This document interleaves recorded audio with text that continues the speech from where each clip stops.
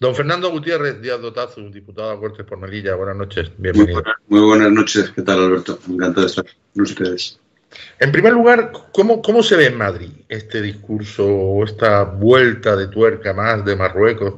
Cada X tiempo sale una persona hablando de ciudades ocupadas. Habrá sido el presidente del Senado, ojo, que no hablamos del primero que ande por allí por las calles, ¿eh?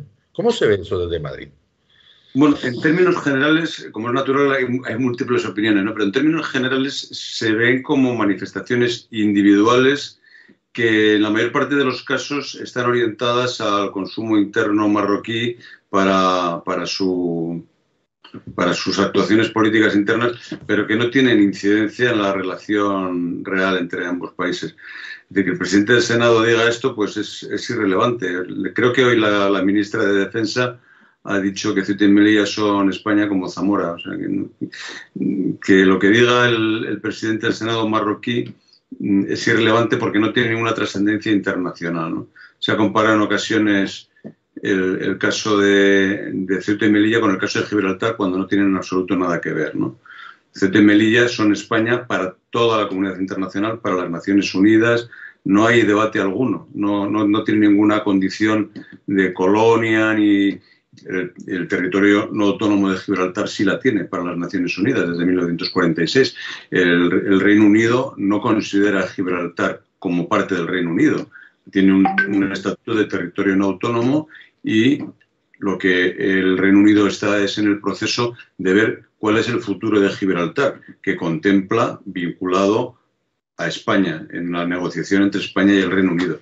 Y eso el Reino Unido lo contempla. España no contempla negociar para nada la soberanía de Ceuta y Melilla con nadie porque Ceuta y Melilla son España y no hay debate internacional alguno. Hay declaraciones esporádicas de algún líder marroquí en ese sentido, pero lo que nos debería preocupar a nosotros es que nuestra población, la ciudadanía española, tenga claro cuál es el estatus de Ceuta y de Melilla, su condición de españolidad, desde más de 500 años en el caso de Melilla y desde más de 400, casi 500, no, más de 500 también, no casi 500 en Ceuta, aun cuando lleva más de 600 años siendo entre Portugal o España, porque fue anteriormente portuguesa, pero en fin, lo que lo tiene que tener claro es nuestra ciudadanía, porque en ocasiones, yo lo decía este fin de semana en una colaboración periodística, que en una conferencia que he habido recientemente en el Congreso,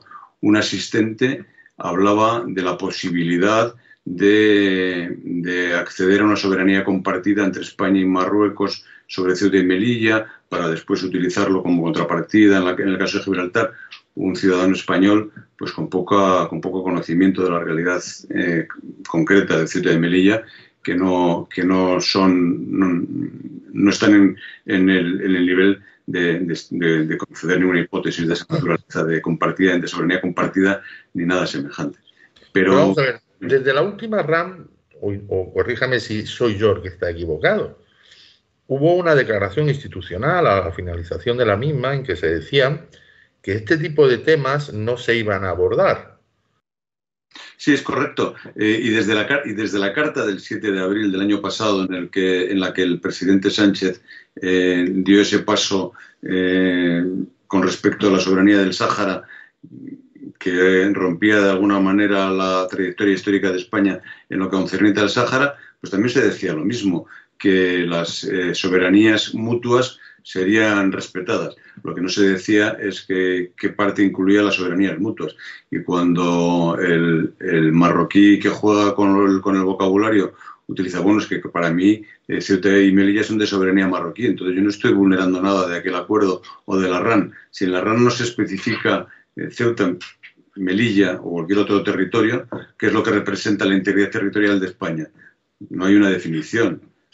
País Vasco, Cataluña, Ceuta, Melilla, Canarias, Baleares, Zamora o La Coruña, no se dice nada. Dice la soberanía territorial de España. Y claro, como el marroquí argumenta, el que dice estas cosas, que Ceuta y Melilla son de soberanía marroquí, sin ningún fundamento para ello, como decía antes, pues bueno, pues son cosas que se dicen, pero no tienen ninguna trascendencia internacional de ninguna índole.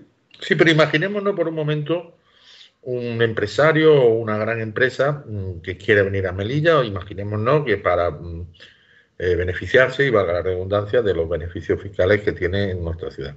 ¿Qué seguridad jurídica le da esto?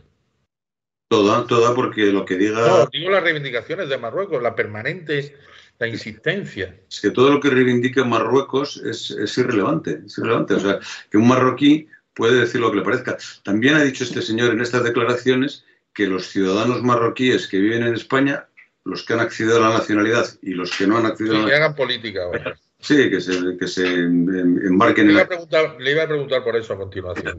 Políticas, pero claro, eso es lo que dice un líder político de conflicto en Marruecos. Don Fernando, Marruecos está muy acostumbrado a trabajar con lobbies. Sí, pero nosotros, vamos a ver, yo siempre he dicho, ¿no?, que el futuro de Ceuta y Melilla depende básicamente de España. Y España forma parte de la Unión Europea, España forma parte de las Naciones Unidas, forma parte de la Alianza Atlántica, forma parte de la OSCE, de la OCDE. Entonces, bueno, Ceuta y Melilla son parte de ese entramado y eso es lo que nosotros tenemos que tener claro y nuestro cometido cotidiano es trabajar por el bienestar y por la mejora de Ceuta y Melilla. Lo que diga Marruecos, lógicamente, ningún marroquí que resida ni en Ceuta y Melilla ni en el resto de la península ibérica, en el resto de España, si está residiendo aquí es por algo. No es porque Marruecos vivía estupendamente y se viniera aquí a vivir mejor aún de lo que vivía en Marruecos. Vive en España porque en Marruecos tiene dificultades de vivir y por eso está en España. Bueno. Pero vayamos a los hechos consumados. Es verdad que la ministra ha dicho que de España, que Zamora es tan española como Ceuta y Melilla. Es verdad que el presidente del gobierno dijo, no sé si fue en el Congreso o en el Senado, que Ceuta y Melilla son España y punto. Pero vamos a los hechos que pueden hacer a la gente inquietarse. Por ejemplo, seguimos sin aduana comercial. Seguimos sin régimen de viajeros en la frontera. Seguimos sin un pronunciamiento contundente del gobierno de España hacia esas cosas que están pasando. Seguimos con el tema de la piscifactoría. Nos enteramos ahora que se va a empezar a hablar del espacio aéreo saharaui y se mezcla con el canario. No sé, la sensación que tiene el melillense de a pie, y usted no es precisamente de los que va en coche. Cuando va por Melilla va andando y la gente le parará y le preguntará. Es de cierto desamparo. Bueno, yo creo que tenemos mucha tarea por delante, que no se está haciendo, se está confraternizando y conllevando en demasía. Se está, desde el año 18 que se cerró la aduana comercial, pues no se ha hecho fuerza, y si Marruecos persiste e insiste en su posición bloqueante, pues habrá que tomar otras iniciativas que no cuenten con Marruecos. Hace poco el señor Aberchán hablaba de la buena vecindad con Marruecos. Y eso es estupendo. Nadie quiere tener una mala vecindad con Marruecos. Pero si nuestros esfuerzos de buena vecindad con Marruecos no son correspondidos, pues tenemos que actuar por nuestra cuenta. Tenemos que actuar por nuestra cuenta, mirar hacia la península, promover la presencia de peninsulares españoles en Melilla, actividad comercial de peninsulares españoles en Melilla, movernos hacia la Unión Europea y movernos en ese ámbito. Y si Marruecos quiere cooperar con nosotros en eso, pues estupendo. Y si no quiere cooperar, pues tendremos que hacerlo por nuestra cuenta. Lo que no podemos estar ni los melillenses, ni nadie en ninguna ciudad fronteriza del mundo puede estar a expensas de lo que le imponga la parte no soberana de la ciudad en la que vive, sino que tiene que promover actuaciones de la parte soberana, que es España, de la ciudad en la que vive. Entonces, Marruecos puede comportarse de una manera o de otra, pero nosotros tenemos que promover el bienestar y las actuaciones en beneficio de nuestra ciudadanía. Pero en materia fronteriza, ¿no tiene usted la sensación, señor Díaz Otazu, que nuestro gobierno es muy condescendiente respecto de Marruecos, por decirlo de una manera elegante? Sí, yo creo que está en una posición muy...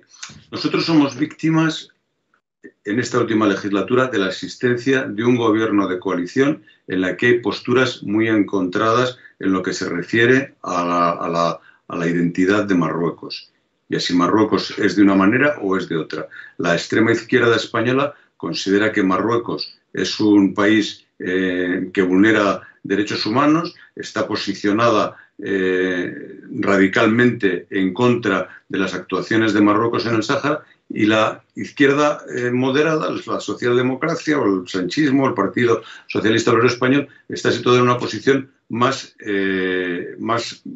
proclive a llegar a entendimientos con Marruecos, no a entrar en confrontación directa con Marruecos. Y entonces, en esa doble o triple, porque ya tenemos tripartito, teníamos bipartito, ya tenemos tripartito, diferencia de interpretación en cuáles deben ser las relaciones de España con Marruecos, pues hace que haya una incertidumbre y una incógnita.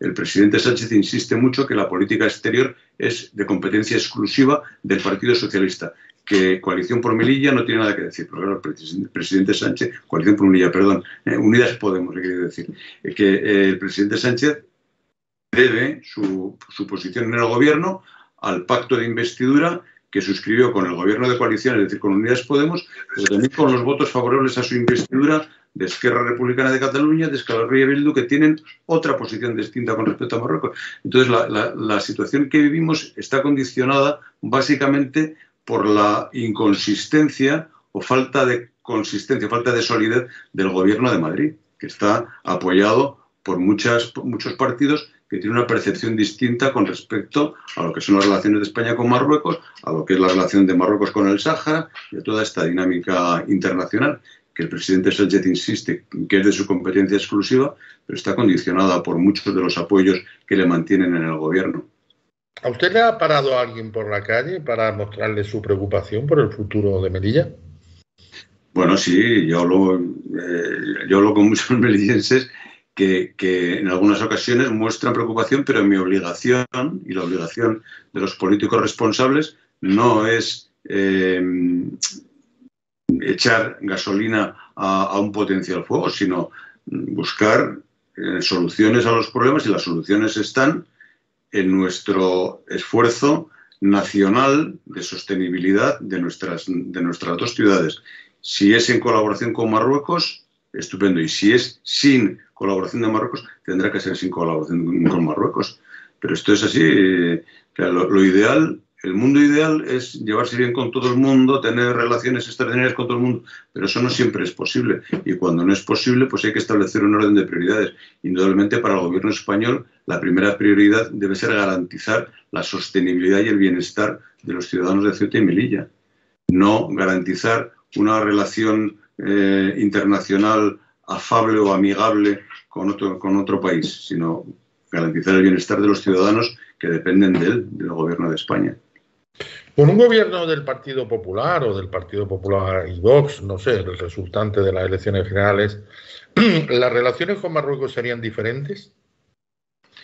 Yo creo que serían diferentes porque se pondría más acento en asegurar la sostenibilidad de las dos ciudades, condicionando la sostenibilidad de ambas ciudades a la relación con Marruecos, no a la inversa, no condicionando la relación con Marruecos a la sostenibilidad de ambas ciudades. Porque muchas veces se dice, no, es que Marruecos no permite. Bueno, ¿y a quién le importa dentro de Ceuta de Melilla que Marruecos no permita? Si Marruecos no tiene nada que decir en Ceuta y Melilla. La responsabilidad de que Ceuta y Melilla prosperen y vayan hacia adelante no es de Marruecos, no es del rey de Marruecos, es del gobierno de España. Y es el gobierno de España el que tiene que adoptar medidas para garantizar esa sostenibilidad y tiene que subordinar a ese compromiso con la ciudadanía española en Ceuta y en Melilla sus relaciones con Marruecos y no a la inversa.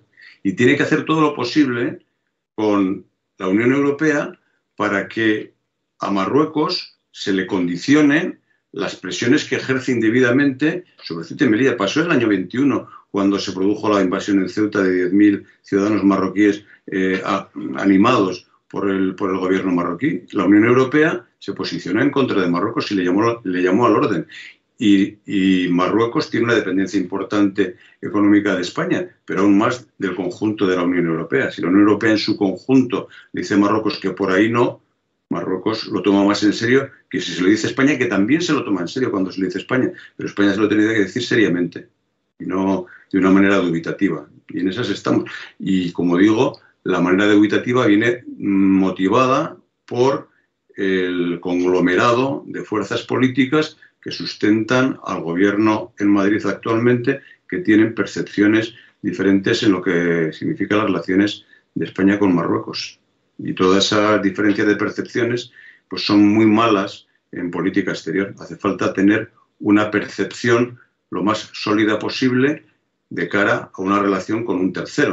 Si el tercero intuye que dentro de tu propia organización hay percepciones muy variadas, que unos están a favor, otros están a favor de una cosa más moderada, otros de una cosa más rígida, pues entonces el tercero lo explota.